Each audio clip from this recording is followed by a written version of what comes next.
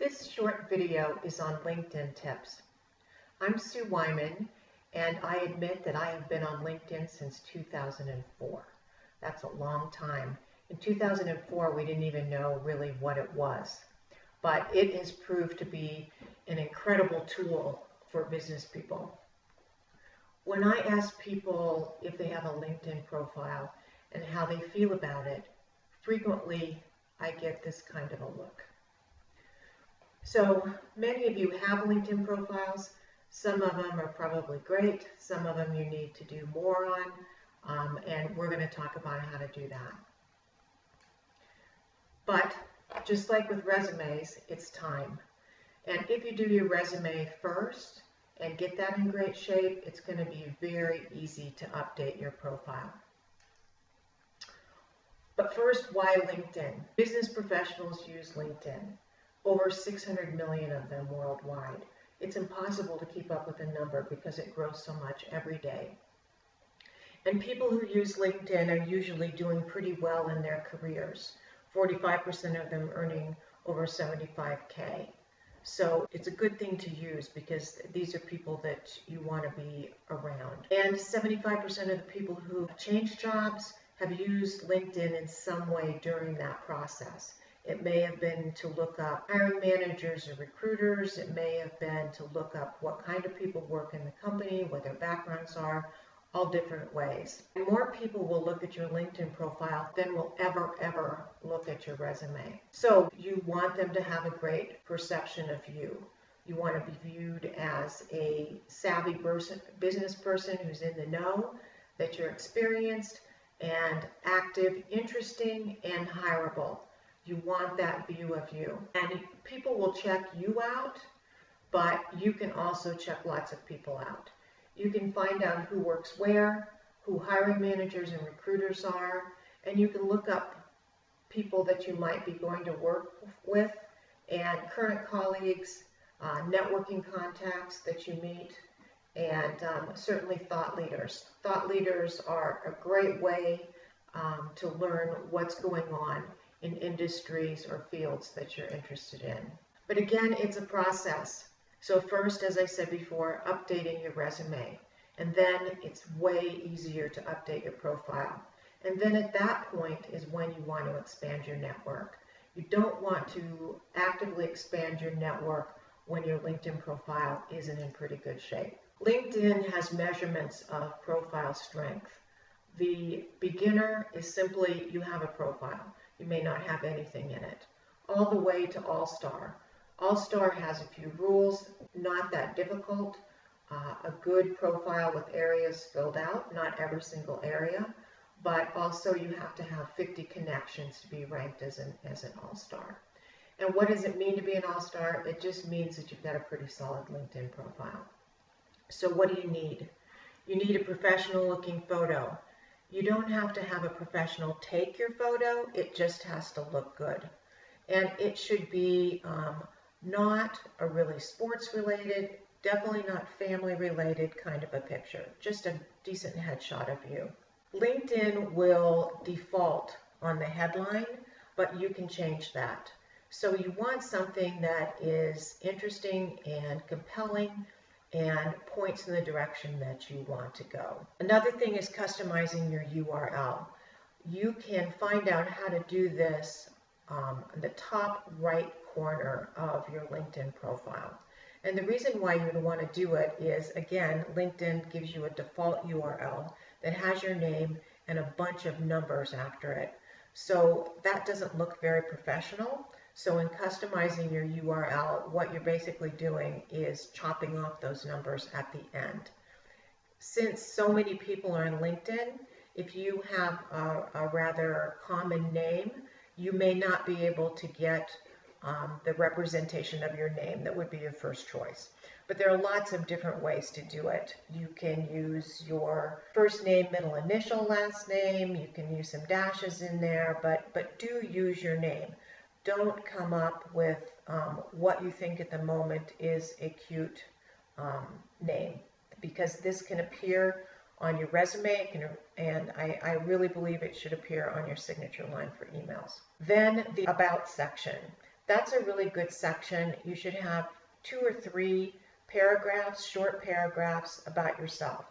You can be very creative in how you approach it. You can be very pragmatic about how you approach it, but it lets people know what you're interested in business-wise and kind of what you bring to the table.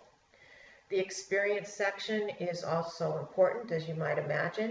So your company name and times that you were at the company, those things you have to fill out, but you can cut and paste the bullets underneath those companies directly from your resume.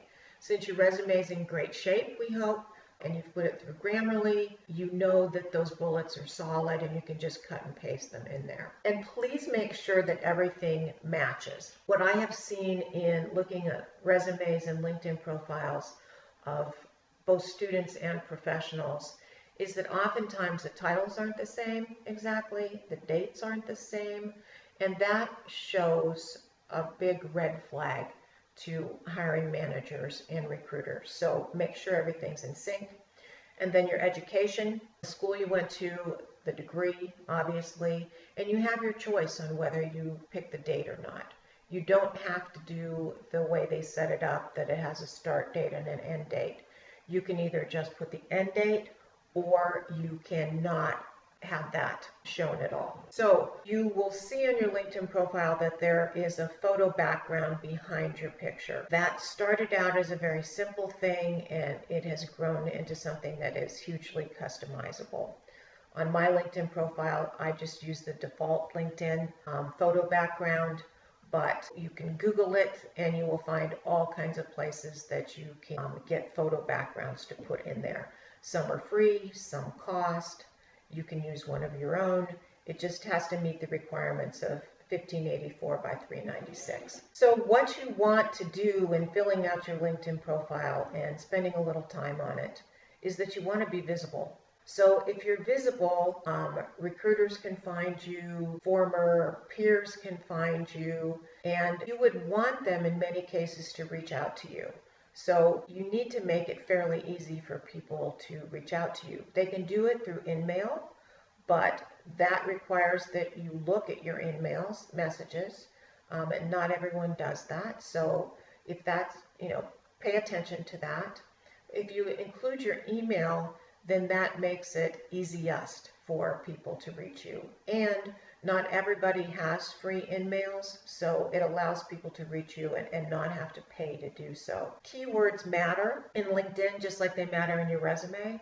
They may even matter more in LinkedIn because when recruiters do a search, they put in keywords and it's more specific. So you want to have enough information in there that it really makes sense. I would advise that you respond graciously when people reach out to you.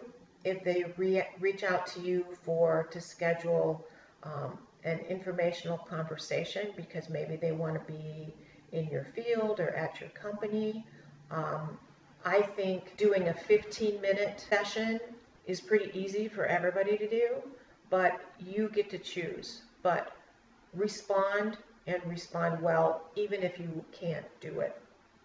When recruiters reach out to you, you want to respond to them. It may be a position that you are totally disinterested in, but in the recruiting and search industry, people change jobs, people work on different projects. So if you respond well, they may reach out to you again with something that you're really interested in. And you really want to be both a giver and a receiver. So just asking other people for help is okay, but it's also good if you give help to people who ask you for it.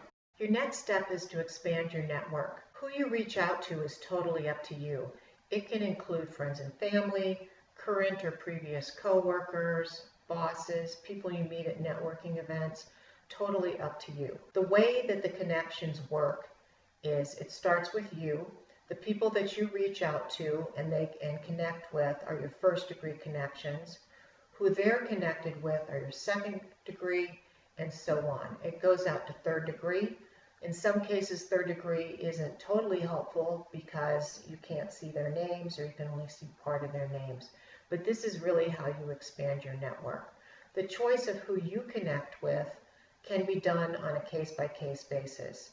So if you feel uncomfortable with the person who has reached out, all you have to do is decline the request. For making connection requests, the best way to go about it is to go to the person's profile, click on the connect icon, and then customize your message. If you do not customize your message, there will be a default message from LinkedIn, and I've always thought that that looked kind of lazy.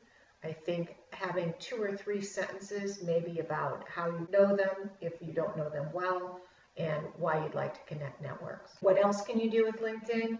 You can build a brand and become known as being knowledgeable in an area. A good way to start is to view your LinkedIn feed, look at articles that you think are interesting, and share them with your network.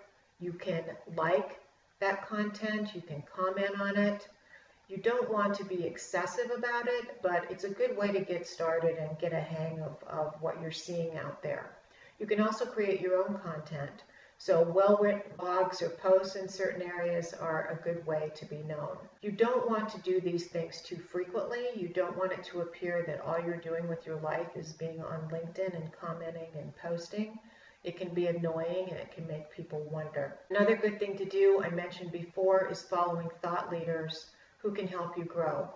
And maybe they can help you grow professionally, maybe they can help you grow personally, but people who have great things to say about different areas. There are lots and lots of sections on LinkedIn, and it's really shouldn't be your goal to fill them all out. The sections that we talked about will give you a pretty decent LinkedIn profile. If you were going to add one, I would say volunteer experience is a good one to add, but don't get caught up and make this LinkedIn profile your life's work. It doesn't have to be that to do a great job for you. Again, make everything you do perfect and error-free. If you need more information, we are happy to help you. We have a lot of resources on our website at business.ucdenver.edu/BCC, and we're also available for appointments by reaching out to bcc@ucdenver.edu. Thanks for checking out the video.